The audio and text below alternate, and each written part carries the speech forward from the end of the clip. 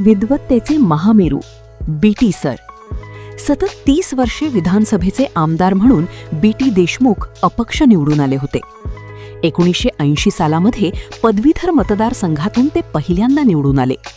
2010 सालात झालेल्या निवडणुकीमध्ये भारतीय जनता पक्षाच्या डॉक्टर रणजित पाटील यांनी त्यांचा पराभव केला. त्यानंतर त्यांनी पुन्हा निवडणुकीच्या भानगडीत पडायचे नाही असे ठरवले. बीटी सर म्हणजे कोणत्याही प्रश्नावर पूर्ण तयारीनिशी प्रत्येक कागदपत्रांची नोंद घेऊन प्रश्न विचारायला उभे राहिले की भल्या भल्या मंत्र्यांची त्रेधा तिरपीट उडत असे. प्राध्यापकांचे प्रश्न असो, विदर्भातील सिंचनाचे प्रश्न असो किंवा विदर्भाचा अनुशेष हा विषय असो, हे सर्व त्यांचे हातखंडा विषय होते. सिंचन आणि सिंचनातील अन्याय, त्यासोबतच विदर्भातील सिंचनाचा अनुशेष ते आकडेवारी आणि विश्लेषणासह मांडत असत. तो मुद्दा त्यांनी कधीच राजकीय केला नाही. तसेही ते सतत 30 वर्षे अपक्ष आमदार होते. सरकार कोणाचेही असले तरी हे ज्ञानवंत आपल्या विद्वत्तेमुळे विधिमंडळाचे विशेष आकर्षण होते.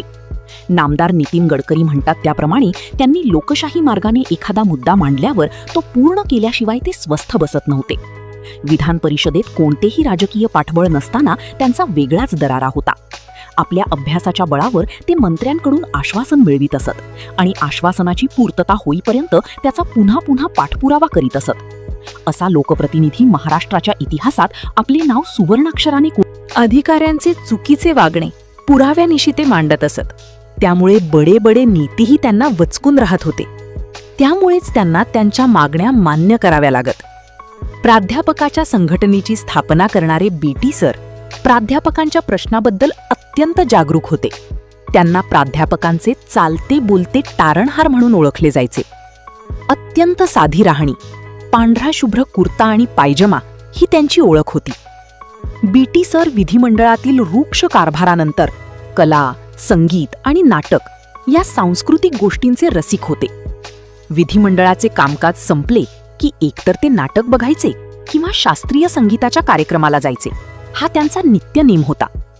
ते अतिशय उत्तम संघटक, लेखक आणि प्रभावी वक्ते होते. बीटी सरांनी आपल्या आरोग्याचीही चांगलीच काळजी घेतलेली होती. दररोज 2 तास पोहणे हा त्यांचा दिनक्रम होता. बीटी देशमुख म्हणजे जातपात, धर्म व पक्ष यांच्या नंतरही सगळ्या गोष्टींसाठी ते अद्वितीय होते. सर्वसामान्यांचे प्रश्न मांडतानाही ते आक्रमक होत असत. अमरावती विद्यापीठ स्थापन करण्यासाठी त्यांनी मोठाच लढा दिला. शेवटी सभागृहात घणाघाती भाषण करून 1983 साली अमरावती विद्यापीठाची स्थापना करण्यात त्यांना यश आले. अशा ज्ञानपीठाचार्य असलेल्या तत्वनिष्ठ बीटी सरांचे निधन निश्चितच वेदनादायी आहे. बीटी सर अमरावतीच्या परिघातून महाराष्ट्राच्या विधानसभेपर्यंत पोहोचून महाराष्ट्रव्यापी झाले होते. अशा राजकारणातील अराजकीय विद्वत्तेच्या महामेरूचे निधन शोककारी आहे. ते त्यांच्या कार्यामुळे अमरच राहणार आहेत. त्यांना आमची श्रद्धांजली.